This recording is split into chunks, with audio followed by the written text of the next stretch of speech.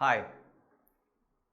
In this particular video, we are going to discuss two terms which are used in the nervous system in the context of the sensory system, feeling of sensations, and generally how the nerves carry the impulses or stop carrying the impulses. The two terms are membrane accommodation, this is related to the nerve membrane, and receptor adaptation.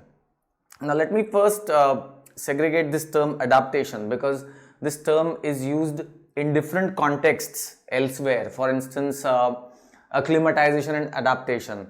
For instance, persons staying in the mountains for some duration is supposed to acclimatize to the environment, and then the generations staying in the mountains are said to show the adaptation, that is the genetic change that comes due to the hypoxic conditions.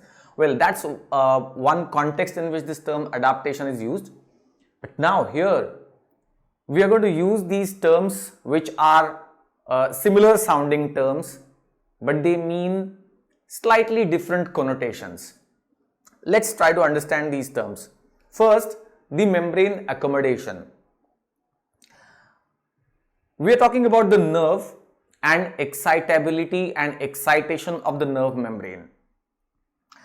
We apply a stimulus to the nerve membrane and we expect that the nerve membrane excites. You know, we have discussed this in the video of action potential, that there is opening of sodium channels, the nerve membrane reaches threshold from its RMP of -70, and as it reaches threshold, it generates a spike. That's how the nerve membrane excites. Now, there is a property of stimulus that is necessary to excite the nerve membrane. What is the property? The property is that the stimulus that is applied should be a rapidly rising stimulus or rapidly rising intensity of that stimulus is a necessity for the nerve membrane to excite. What is the explanation behind this? Why the stimulus should be of rapidly rising intensity? Because from -70 to reach threshold, and you know threshold is a necessity to develop the action potential and to generate the spike. Reaching of threshold is a necessity. Now, when you apply the stimulus of a particular intensity, there is going to be opening of sodium channels. The sodium channel opening will cause sodium to enter, some sodium to enter, therefore the membrane potential would drop, will become less negative, let's say from -70 to -68, and that will open some more sodium channels. So some more sodium will come in and a positive feedback cycle would be established. It will take the membrane to threshold. If the stimulus intensity is rapidly rising, then this positive feedback cycle that we described, opening of sodium channels, therefore membrane potential drops because sodium has come in, and that will open some more sodium channels. This will take the membrane to threshold. And what is the one thing that we are looking at?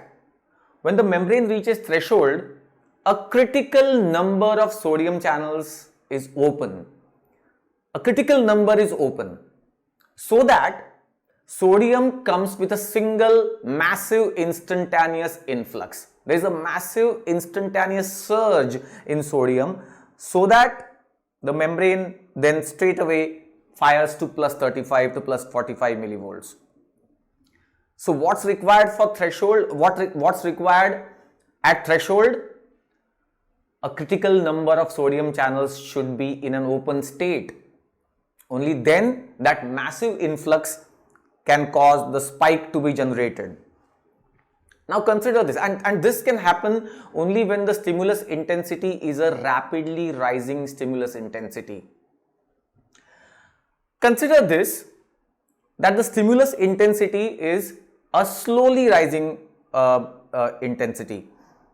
I mean, diagrammatically, if we can represent it like this is a stimulus intensity, it rises instantly, reaches peak, stays at the peak, and then declines to zero. This is one type of stimulus called as a rectangular pulse, and this is the best type of stimulus that can excite a nerve. But imagine that the stimulus is a slowly rising stimulus intensity. It slowly rises to peak. What will happen? It causes sodium channels to open slowly. Sodium influx happens slowly. From -70, we expect that the threshold should be reached. This is a normal case, threshold reached and then spike generated. But if there is a slow opening of sodium channels because of the stimulus intensity being a slowly rising stimulus intensity which is being applied, then the sodium channel opening is slow. Sodium will come in slowly. Even threshold will be reached. But what happens then? The enough number of sodium channels which are needed to cause this spike, this number may not be available. The reason being that the sodium channels which opened previously, initially, they might have started to close. Again, let us reiterate this fact. What is needed at threshold? At threshold, what's needed is a critical number of sodium channels should be open at that one instance, at that one moment. Only then there will be a massive influx of sodium from outside to inside, and the spike will be generated. If the sodium channels open slowly, sodium comes in very, very slowly, what happens is that, alright, the membrane threshold, membrane potential is rising, but very slowly. And therefore, even if threshold is reached, spike may not be generated at all, because what is the threshold potential? Let's say -55. At that point, enough number of sodium channels may not be open. The sodium channels that opened at first instance, they may have started to close. So more and more the sodium channels are opening, but closing as well, because it's a very slow opening of sodium channels, one after the other. And therefore, enough number is not open to generate the spike. A massive surge will not happen in the case of sodium. And the second point that happens with this is that, remember potassium is going to go out. As you applied stimulus to a nerve, sodium channels have opened, sodium is coming in, and slowly the potassium is going to go out. So what is happening? Sodium entry was very slow. Sodium channels are not available at one instance to cause a spike, and potassium has started going out, and therefore threshold will be reached, threshold will be crossed, no spike generated, and the membrane potential will go back to zero, or rather membrane potential will go back to its original -70 millivolts, not zero, of course. It's -70, its original potential. It did not cause a spike at all. So threshold was crossed, yet action potential was not generated. That's because enough number of sodium channels was not open, the number was not open, a critical number was not available to cause the spike. A sudden instantaneous influx could not happen, and potassium current gained in strength, potassium started going out, and therefore just membrane potential again returned to its original RMP, resting potential of -70. So that's the membrane accommodation. By definition, it is membrane crosses threshold and yet spike is not generated.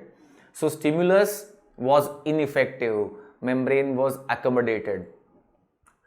The point is, in such a stimulus, in the case of such a stimulus, not even one action potential may be completed.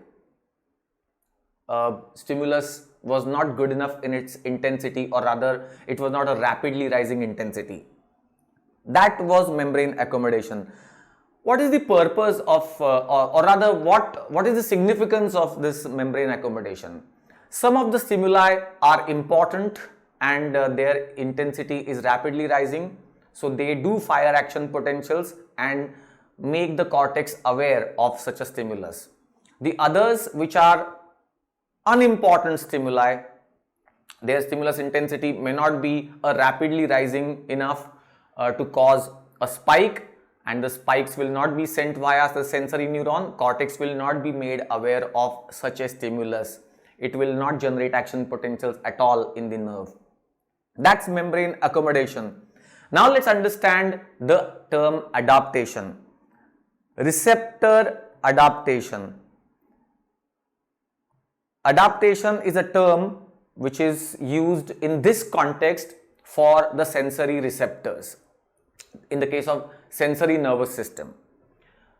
What does it mean and what does it imply? Receptor adaptation means when a stimulus is applied, initially the receptor responds. But with a continued application of the same stimulus, the receptor stops responding. The receptor has adapted to the stimulus. That's by definition a receptor adaptation. That receptor did respond initially, but to the same stimulus, the receptor adapts and then it stops responding. Which means what? Which means you got to apply a fresh stimulus. Again the receptor will respond, but if it is a continued application of the same stimulus, again the receptor will stop responding. Receptor adapts quickly. That's receptor adaptation. If we have got to show it diagrammatically, the receptor will behave like this. Suppose this is a stimulus. We have applied a stimulus to a sensory receptor in the skin. As we applied the stimulus of fairly rapidly rising intensity, the receptor did respond initially. These are the impulses generated by the receptor. But then with the continued application of the same stimulus, the receptor stops responding. So no action potentials, no impulses generated. And the second point that you should note, when the stimulus was stopped, the receptor again responded briefly. That is how an adapting receptor behaves. So let's first understand the physiological significance of it. Two things should be understood in this regard. One, first significance of receptor adaptation is that there are many unimportant stimuli in the environment which fall on our body, which stimulate our receptors in the skin. Now if a receptor had to respond to each stimulus, then cortex will be burdened with unnecessary information. All that unnecessary information, sensory information, would be reaching the cortex, and cortex will be burdened with unnecessary information. We don't feel the clothes on our body after wearing them for some time, because the receptors adapt rapidly to the touch sensation of those clothes. So therefore, unimportant sensory information should not be sent to the cortex. Therefore, receptor adapts and the signals, the information is stopped at the periphery. That's one physiological significance of receptor adaptation. Second important significance or implication of this is that receptor responded initially when the stimulus was applied, and then with the continued application of the same stimulus, the receptor did not respond, and it again responded when the stimulus was withdrawn, when the stimulus was stopped. Which means what? Which means the receptor does not respond to a steady environment, but it responds to changes in the environment. Application of stimulus, change in the environment. Withdrawal of the same continued stimulus, again a change in the environment. So receptor will only detect the changes in the environment rather than a steady environment. That's the another implication of this receptor adaptation. So then now in conclusion, what is the difference between an accommodation and a receptor adaptation? Look, in both cases, what we see is action potentials are not being generated. But the difference is, in membrane accommodation, the membrane fails to excite at all, means even one action potential may not be generated if the stimulus intensity is not a rapidly rising stimulus intensity. In the case of receptor adaptation, the receptor will initially respond, means initially action potentials will be generated and then it stops responding. So that's a slight difference between the membrane accommodation and receptor adaptation. In one, action potentials may not be generated at all. In the other, that is in receptor adaptation, initially the action potentials will be generated and then no action potentials with the same stimulus being continuously applied. Just last one point is about the mechanism of receptor adaptation. How and why the receptor adapts, or some receptors adapt fairly rapidly. What is the mechanism of receptor adaptation? Let's see a typical Pacinian corpuscle. It has got a lamellar organization and there is a sensory neuron that emerges from its core. It's going to send the impulses to the spinal cord. The signals will be eventually sent to the cortex. First node of Ranvier is very much inside the corpuscle. And we have two areas. One is a transducer region and the other one is a spike generator region. Now, we apply a mechanical stimulus to this receptor, and there are mechanically gated sodium channels in the membrane of the receptor. If the stimulus is of good enough intensity, then these mechanically gated sodium channels will open and there will be a flux of ions. So, a receptor potential will be developed. First of all, it has caused a transduction. We applied the mechanical form of energy, the touch, and it was converted into an electrical potential, which is called as receptor potential in this case.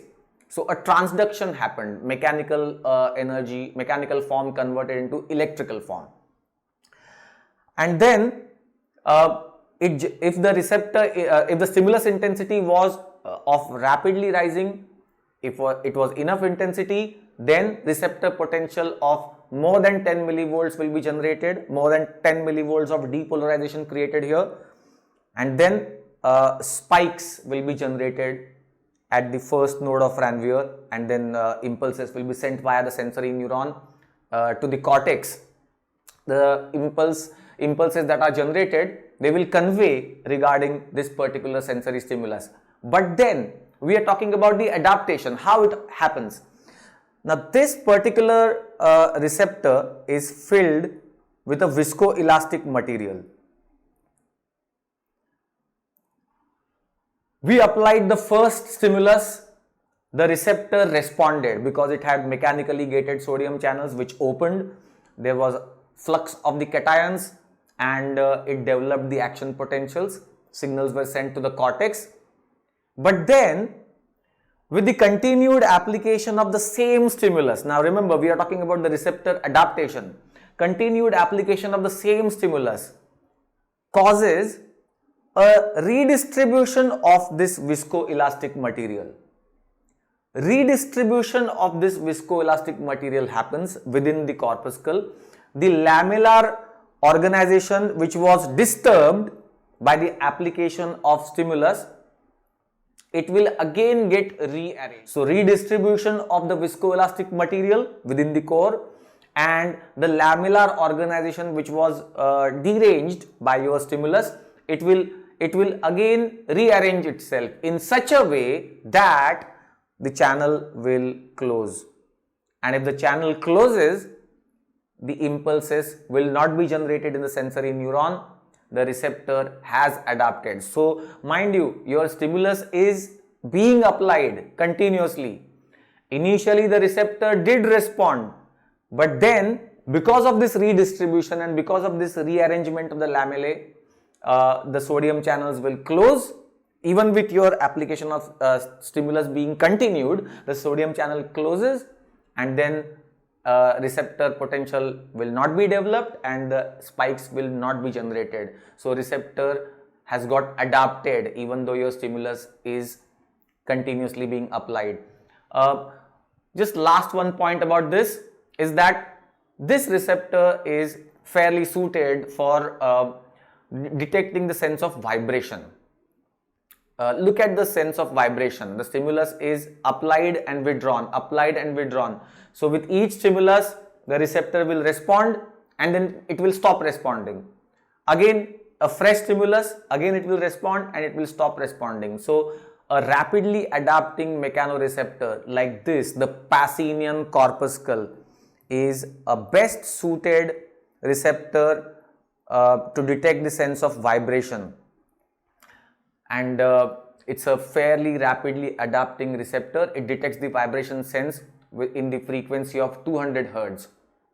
So that's the mechanism of receptor adaptation, and that's the difference between a membrane accommodation versus receptor adaptation. But the bottom line is, membrane accommodation threshold is crossed and yet even one action potential may not be generated, whereas receptor adaptation, initially the action potentials are generated and then they stop. So that's a comparison of membrane accommodation versus receptor adaptation.